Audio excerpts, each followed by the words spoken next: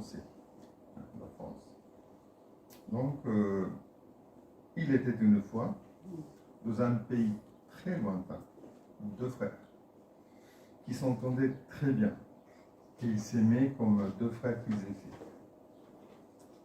Mais un jour, il y a eu quelque chose est arrivé, car c'était la journée des cadeaux et des offrandes dans le village de ces deux frères. Une journée très importante.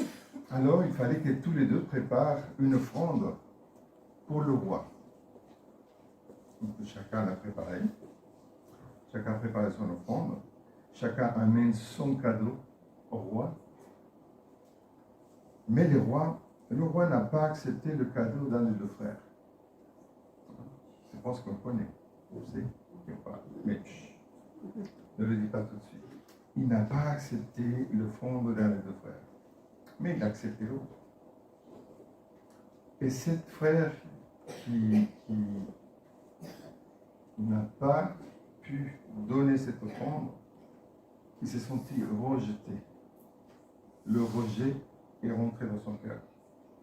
Il a ressenti, pour lui c'était injuste. Il avait préparé cette offrande.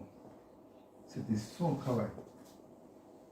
Il a préparé, si je me rappelle bien, des belles légumes, des fruits. Mais il a ressenti de la colère. La colère est montée dans son cœur parce que son offrande n'a pas été reçue. Et le roi lui demande, mais pourquoi ton visage est abattu? Car si tu agis bien, ça ira mieux pour toi. Mais si tu agis mal, ça ira mal aussi pour toi. Tu as en toi ce qu'il faut pour bien agir. Tu peux bien agir. Ne te laisse pas contrôler par la colère. Bon, c'est mon interprétation. Ne te laisse pas contrôler. Ne te laisse pas manipuler, on pourrait dire aujourd'hui. Ne te laisse pas. Ne laisse pas la colère prendre le contrôle de ton cœur. Donc, ce roi, c'est intéressant parce que ça, c'est un roi spécial. C'est un roi qui aime son peuple. Il se préoccupe pour ce qui se passe dans ton cœur, dans mon cœur. Il n'est pas juste le roi qui veut tes impôts, tes finances. Il veut régner. Non, il se préoccupe. Cet roi est rempli d'amour et se préoccupe pour ce qu'il y a dans le cœur de chaque personne de son royaume. Mais qu'est-ce qui s'est passé après ça? Cet frère rempli de colère n'a pas écouté le roi, n'a pas écouté la sagesse. Il s'est senti tellement enfoncé à cause de cette histoire, il s'est laissé emporter. Là, il avait de la haine. C'était plus la colère. Il a alimenté, on ne sait pas combien de temps ça a duré. Depuis le moment où il a été rejeté par le roi et le moment où il a fait ce qu'il a et ce qui suit. Donc il s'est laissé emporter par la haine et la jalousie. Et il a tué son frère.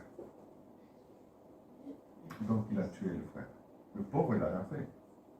Il a juste, comme lui, il a fait une offrande au roi, il a été reçu. C'est pas sa faute. Mais l'histoire est finie très mal. Elohim, notre Créateur, est juste. Il est parfait en tout ce qu'il fait. Et s'il n'a pas accepté l'offrande de Caïn, il doit y avoir une raison valable. Mais Caïn s'est concentré en ce qu'il ressentait.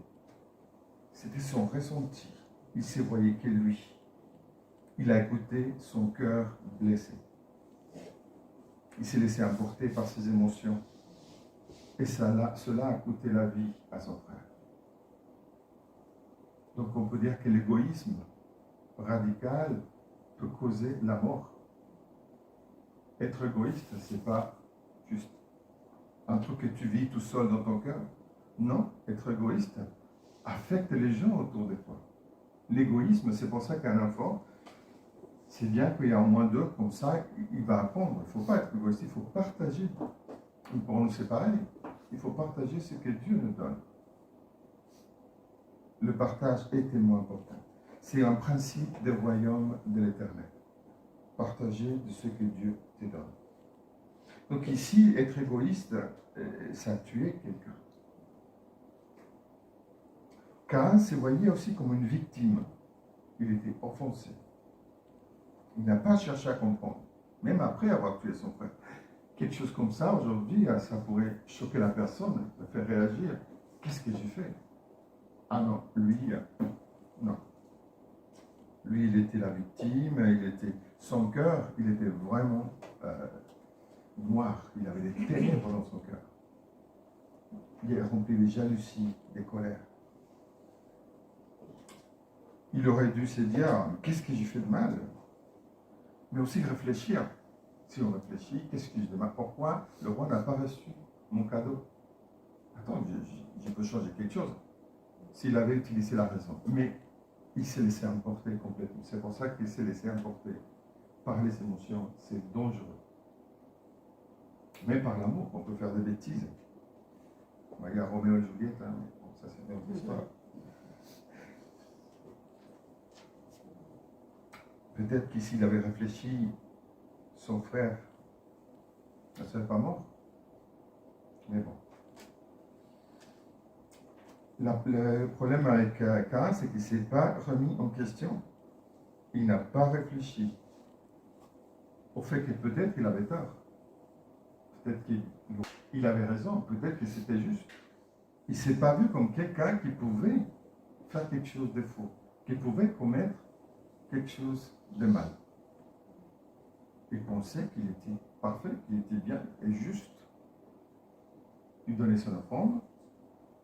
Il pensait qu'il aurait dû, qu'il méritait. Donc, penser à ce que je mérite. C'est bien communiquer avec les gens autour de toi pour qu'ils puissent avoir les choses de notre angle. Mais on a vu quelqu'un dans sa colère, on ne parle pas de ça, mais j'imagine, hein, il était en colère et il ne pouvait pas faire payer à Dieu, au roi. C'est Dieu lui-même. Il ne pouvait pas aller faire du mal au roi parce que ça allait lui coûter cher quand même. Donc là, il y a quelque chose de mal dans son cœur, dans sa pensée, dans son être. Et ils sont pris au plus faible. En fait, si on analyse bien toute cette histoire, c'est plus noir que ce qu'on croit. Il y a plus de ténèbres que ce qu'on pense. Donc il a exécuté Abel, pourtant, c'est pas Abel. Pas sa faute à lui. Mais c'est lui qui a payé le plus faible.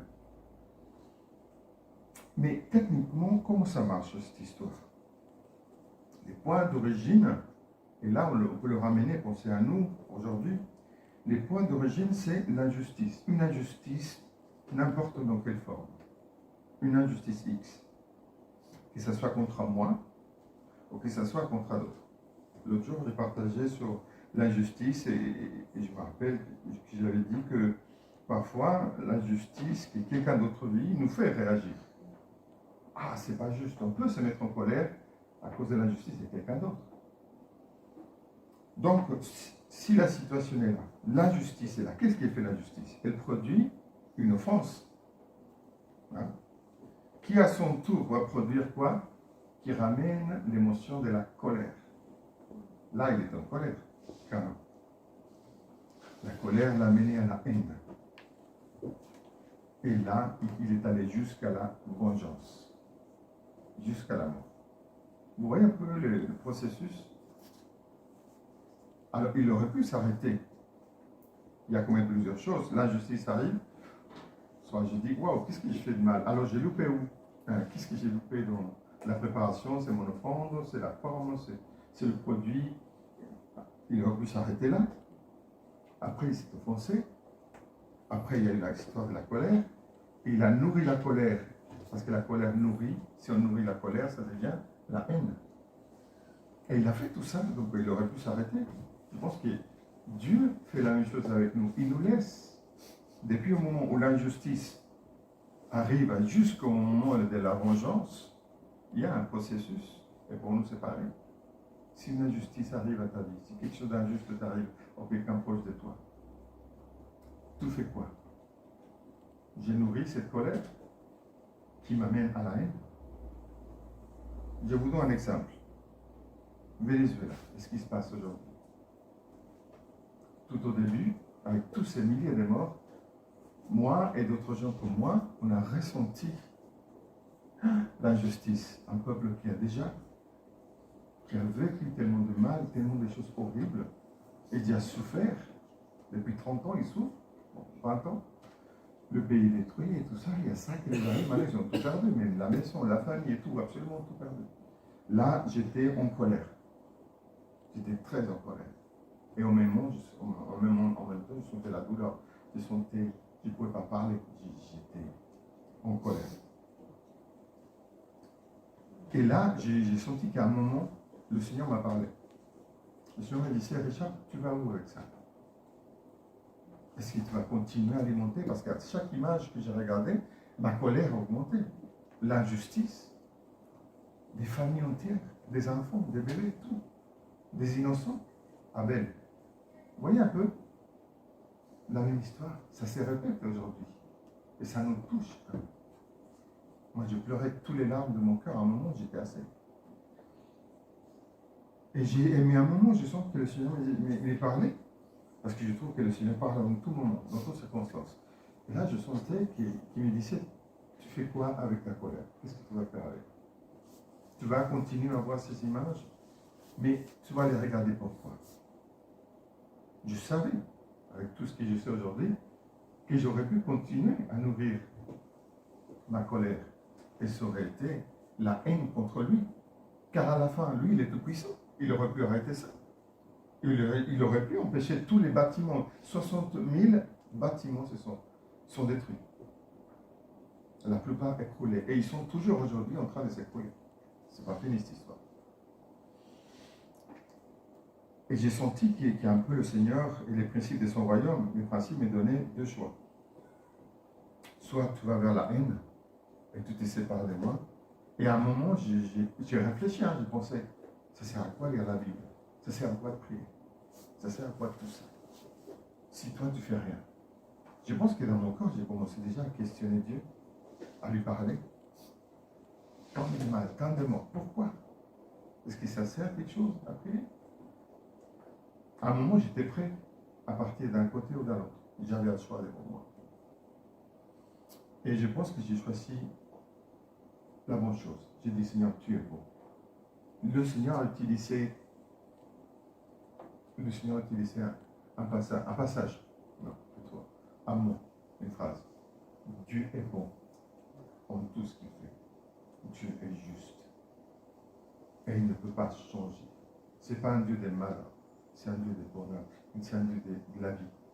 Donc, même si je ne comprends pas pourquoi tous ces gens sont morts aujourd'hui, tous ces milliers de familles sont mortes aujourd'hui, il y a une raison.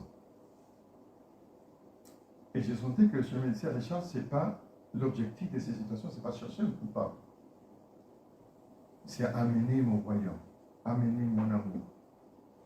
C'est une opportunité pour que les églises, et c'est le travail qu'ils sont en train de faire les églises sont en train de construire, de faire des choses incroyables, d'amener le royaume de Dieu. Je connais un frère, une amie, elle a un frère qui est pasteur de l'église, où ils sont en train de créer, de produire 6000 repas par jour.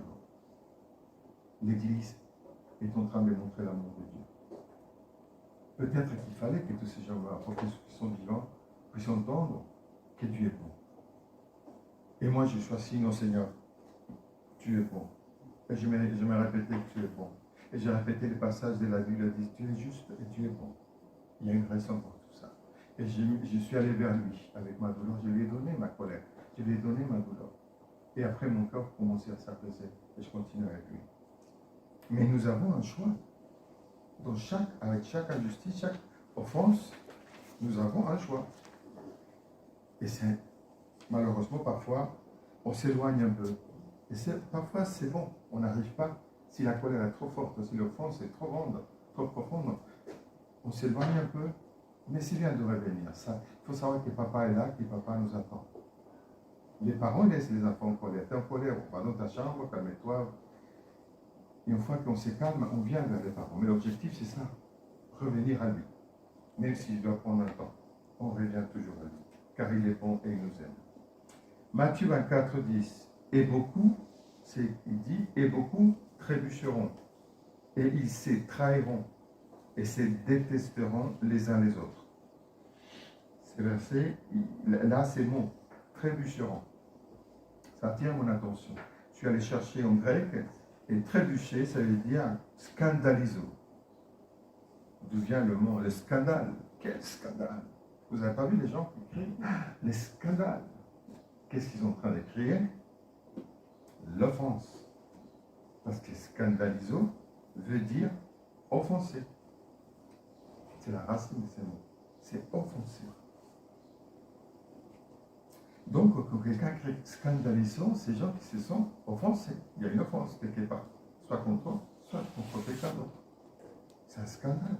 Ils crient, c'est une injustice. Ils sont en train de crier, c'est une injustice.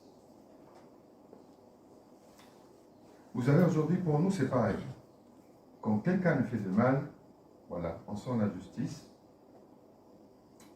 Et l'offense, la colère fait l'apparition, comme je l'ai dit tout à l'heure. Et quelle est la réaction de beaucoup de chrétiens aujourd'hui face à l'offense, face à cette injustice? Ils savent, on sait aujourd'hui qu'on ne peut pas tuer la personne qui nous a offensés. Je pense à Cain. On ne peut pas le tuer. Hein. Lui, il l'a fait, on ne peut pas faire ça. Mais on se protège. On a une autre façon. Qu'est-ce qu'on fait? On se protège. Qu'est-ce qu'on fait? On ferme. Je ferme mon cœur contre l'agresseur, contre la personne qui me fait du mal. On ferme son cœur aujourd'hui.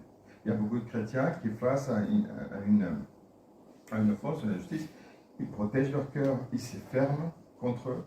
Et qu'est-ce qu'ils font après? Automatiquement, on s'éloigne. C'est humain de faire ça. Quelqu'un m'offense, ou là, on recule d'un pas. Ou c'est pas un copain, ou c'est pas un ami, c'est ma famille. Pourquoi tu me fais ça? Et tout ça, ça fait inconsciemment. Je recule. Oh, c'est pas la personne à qui j'avais mon cœur ouvert. Ah, c'est pas bien. Là, je le referme, je me sépare, je me protège. Dans les églises, il y a un conflit. Qu'est-ce qu'ils font les gens? Les gens font exactement la même chose. Et parfois, ça peut aller, si l'offense est tellement mauvaise, qu'est-ce qu'ils font? Ils quittent l'église. Des chrétiens offensés quittent les églises. Mais là, c'est la personne qui quitte l'église qui a commis une injustice contre le corps de Christ. C'est là où la personne est en désobéissance et en rébellion contre Dieu.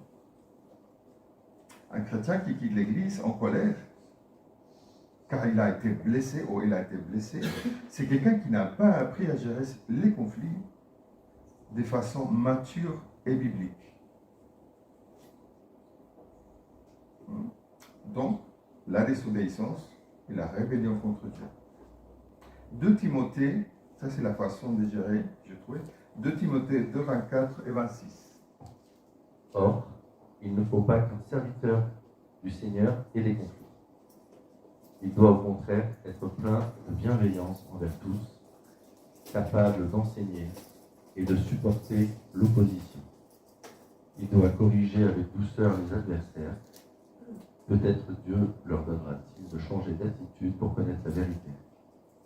Revenus à leur bon sens, ils se dégageront alors des pièges du diable qui s'est emparé d'eux pour les soumettre à sa volonté. Merci. Ça, c'est une façon biblique de gérer une situation des conflits, par exemple, conflictifs, de gérer l'offense, à travers la bienveillance, la douceur, en parlant avec la personne, en communiquant, on communique, on essaie de résoudre nos conflits. Et c'est intéressant parce qu'après, il parle le piège du diable, ces passages. Et ça me ramène au mot scandalon, qu'on a dit tout à l'heure. Parce qu'à l'origine, ce mot fait référence à un appât utilisé pour attraper une proie. Mais c'est la même chose. Satan, il utilise l'offense comme un appât pour nous attirer, pour nous séparer déjà de notre Père à travers la colère. Vous voyez tout à l'heure les simples que je vous ai donnés. Satan a utilisé cette offense comme c'est une piège, c'est un outil que l'ennemi utilise pour nous séparer de notre Père. Quand un chrétien quitte une église dans la volonté de Dieu, on ressent de la tristesse. De la tristesse car on quitte sa famille. La famille où Dieu, la famille spirituelle où Dieu nous a placés pendant un temps. Donc vous voyez, la situation n'est pas la même. Oui, on doit partir parce qu'on déménage, parce que le Seigneur nous amène ailleurs, mais je ne veux pas partir. Vous voyez l'attitude de cœur. L'une, je quitte offensé, en colère, vous ne méritez rien, je ne dis même pas à Dieu, je m'en fiche. Je blesse les gens, car j'ai été blessé. Là, je ne veux pas partir, mais je dois partir. Mais je vous aime, et on reste en contact. Et peut-être qu'on va essayer de visiter l'église, même si elle est partie. L'attitude est différente, le cœur est différent, ce qu'il y a dedans est différent. Vous voyez un petit peu? Donc, toujours un choix. Toujours un choix. L'Éternel nous a appelés à aimer, pardonner et à bénir. Pas à s'éranger, pas à tuer des relations, pas à meurtrier des belles relations qu'on a construites. Proverbe 18-19 dit: un frère offensé est pire qu'une forteresse. C'est fort quand même. Je répète, Proverbe 18-19, un frère offensé est pire qu'une forteresse. Et les conflits sont pareils au verrou d'un château. Là, il faut l'ouvrir au jour. Donc, c'est costaud. Un frère qui est offensé, c'est pas facile à gérer les gens. L'offense, c'est quelque chose de très dangereux. C'est comme un poison qui détruit, comme un cancer, comme quelque chose il empoisonne ton cœur et ta vie après. Quelqu'un qui s'offense facilement va bâtir une forteresse autour de lui pour se protéger des futures blessures, comme tout à l'heure. Je me protège. Mais ce n'est pas juste parfois une petite porte. Parfois, c'est carrément, je construis un château. Vous voyez les murs d'un château? Il y a des gens qui sont au milieu d'un château et les murs et les portes bien fermées. Oui, je suis là parce que je suis éduqué, bien élevé, je communique avec toi, je te parle. Mais mon cœur, non. Tu m'as déjà blessé, ici c'est dangereux, cette histoire, non. Donc, on est là, on reste là. Un peu la carapace est là, mais le cœur est protégé. C'est l'expérience. C'est triste, mais c'est comme ça. Le problème, c'est que ces murs de protection vont nous isoler. C'est le plan de l'ennemi. Il t'isole, il te sépare. Il sait que l'union de corps de ta famille est importante. Moi, je l'ai vécu. Il y a eu des moments où on n'était pas, on n'allait pas à l'église, on n'était pas bien. C'est pas bien d'être tout seul. L'ennemi, il te sort de là où Dieu t'a placé. Dieu t'a placé là pour une raison. Il t'isole. Après, tu pousses ces murs, tu construis ces murs de protection. Mais ces murs de protection, dès ton point de vue, c'est une protection. Ah oui, je suis protégé, ils ne vont plus m'offenser, ils ne vont pas me faire de mal. Voilà, je suis bien là. Mais de l'extérieur, les gens, ils le voient comment? Ce n'est pas une protection, ils le voient comment? Une prison. En fait, ce que tu crois être une protection, c'est une prison. Tu es emprisonné en toi-même. Ton cœur est emprisonné de ton malheur. Tu as choisi de te séparer? Oui. Mais je suis emprisonné parce que Dieu ne nous a pas créés pour être dans cet état, d'être prisonniers de nous-mêmes.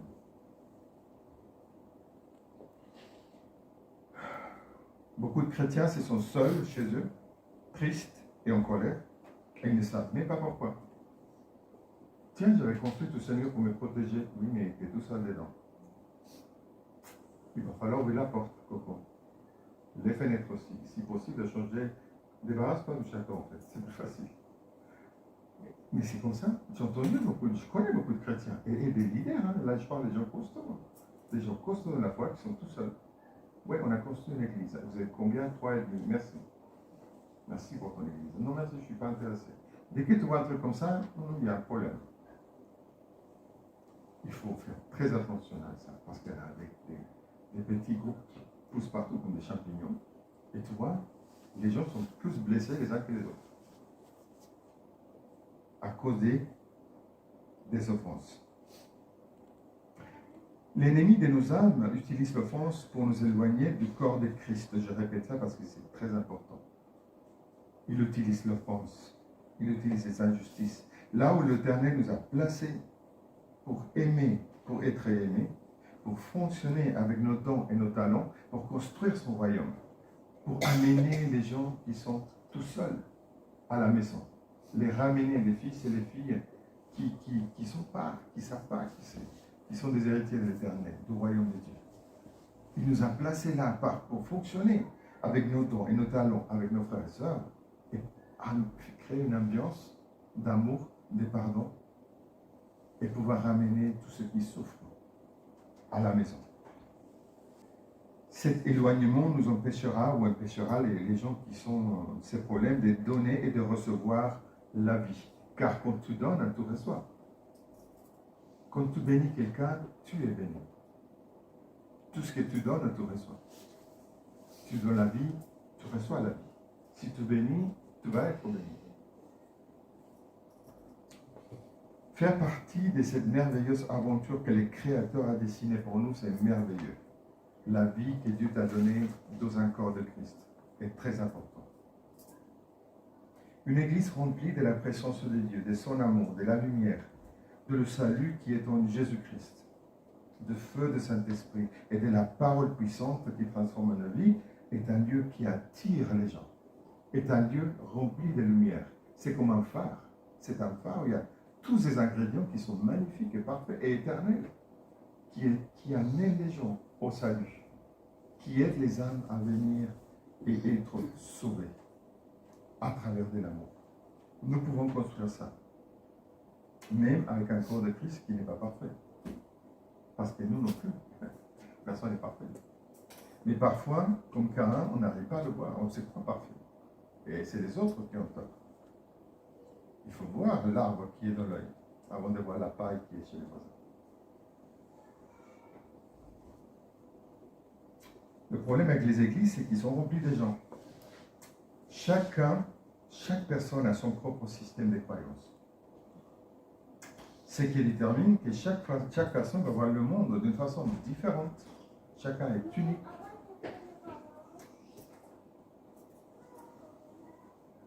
Alors, notre système de croyance va avoir une très forte influence dans la façon de voir le monde, de voir les injustices, de traiter les injustices, de gérer la colère, les émotions. Donc, mon système de croyance va déterminer comment je vois ce que je vois, le mal et les biens. Ma détermination, comment je détermine ce qui est bien et qui est mal, c'est lié aussi à mon système de croyance. Les injustices, ce qui est juste, ce qui est injuste, est déterminé par le système de croyance de chaque individu. Donc, s'il y a 50 personnes, il y a 50 façons différentes de voir ce qui est le mal, jusqu'à où quelque chose est mal, au mauvais, le bien, au bon. C'est très compliqué en fait, très complexe. Les relations, l'être humain est très complexe. Et les relations personnelles sont très compliquées. Et on ne réalise pas, on ne réfléchit pas assez, je crois, pour comprendre l'autre. Chaque personne, et vous voyez, chaque personne va défendre ce qu'il croit, ou elle croit être bon, bien et juste. Chaque personne va la défendre. C'est pour ça que même dans un couple, il y a des conflits. Même nos couples à la maison, ils sont deux. Il y a des conflits. Et ça vous savez depuis très longtemps. Depuis le jardin. Parce que chaque individu voit ce qui est bon, bien et juste. Parfois, on se dit, même en couple, là, ah, mais ça, c'est pas grave. Comment ça, c'est pas grave? Mais oui, c'est grave. Et parfois, bon, calme-toi, mais explique-moi. Parce que chaque être humain est unique. Et il faut être conscient de cela. Quand si quelqu'un m'offense, quelqu'un dit quelque chose, la communication est importante. Tu peux répéter ça? Tu as dit ça, mais pourquoi? Avant de tout de suite me mettre en colère. Ah, ce qu'il t'a dit, c'est pas bien. Non, attends, pourquoi il a dit ça? Communiquons les gens. Je pense qu'on ne communique pas assez. On réagit beaucoup plus qu'on communique. On pourrait dire qu'une offense, c'est aussi une attente déçue. Pourquoi? Parce qu'il y a le système de croyance de quelqu'un va dire les chrétiens, s'il est chrétien, il va être comme ceci ou comme cela. Il doit lire la Bible tant de fois dans la semaine, dans la journée.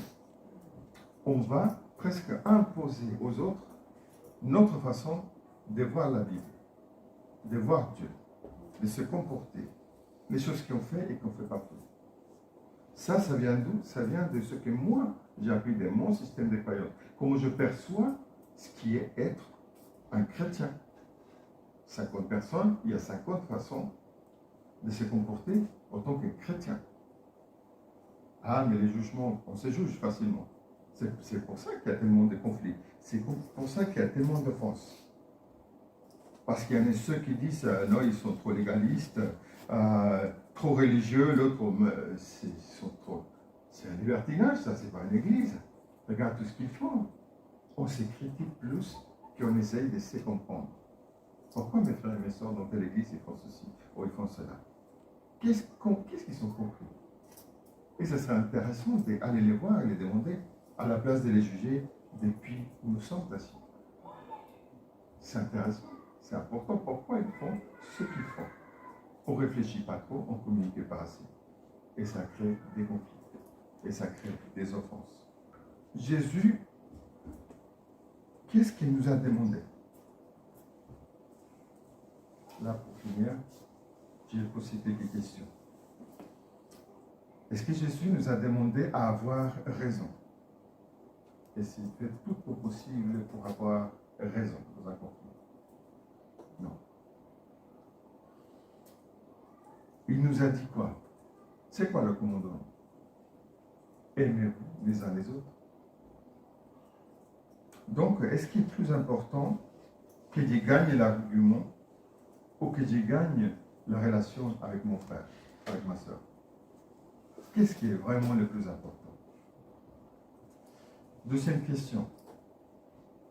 Est-ce qu'il est plus important, qu'est-ce qui est plus important? Que la tradition soit respectée et que la loi s'accomplisse, ou que mon frère se sente aimé, accepté et pardonné, même avec sa façon différente de faire l'Église. En réalité, qu'est-ce qui est le plus important? Si Jésus était là, il ne faut pas aller chercher le mouton perdu le sabbat. C'est le Shabbat, laisse-le perdu le mouton. Ah mais non, je suis désolé. Qu'est-ce qui est le plus important?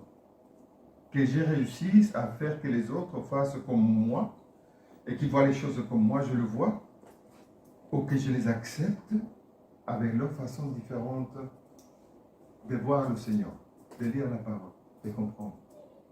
Qu'est-ce qui est vraiment plus important? La dernière question, qu'est-ce qui est le plus important? D'avoir raison et tant pis si l'autre s'offense, ou de ressembler à Jésus? Ressembler à Jésus. Donc vous avez les réponses. À réfléchir. Jusqu'à quel point j'aime mon frère? Jusqu'à quel point j'aime ma soeur? Jusqu'à quel point je communique dans une situation injuste? Jusqu'à quel point je pardonne quand on m'a fait de tort? Jusqu'à quel point je reste en colère parce que je me sens offensé et je m'isole et je reste caché, mon cœur bien éloigné. Donc, le problème, c'est que si mon corps est bien éloigné, je ne peux pas aimer.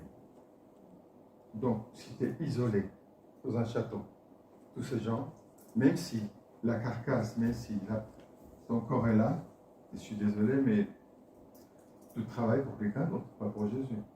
Tu ne peux pas aimer si tu es isolé. Il faut être là. On aime avec son cœur. On est là. Et oui, c'est prendre un risque. Et oui, c'est difficile. Dès que vous vous levez le matin, c'est difficile. Parce qu'il y a un être humain qui n'est pas loin, qui ne fait pas le café de la façon que vous aimeriez.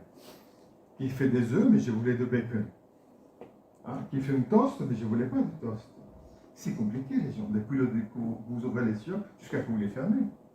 Et tous les jours de la journée, il y a une possibilité d'être offensé et d'offenser les autres. C'est sûr, vous allez. Un truc sûr, c'est dès que vous avez un contact avec un être humain, il y a la grosse possibilité que vous allez l'offenser ou que vous allez être offensé, de façon ou d'une autre. C'est comme ça.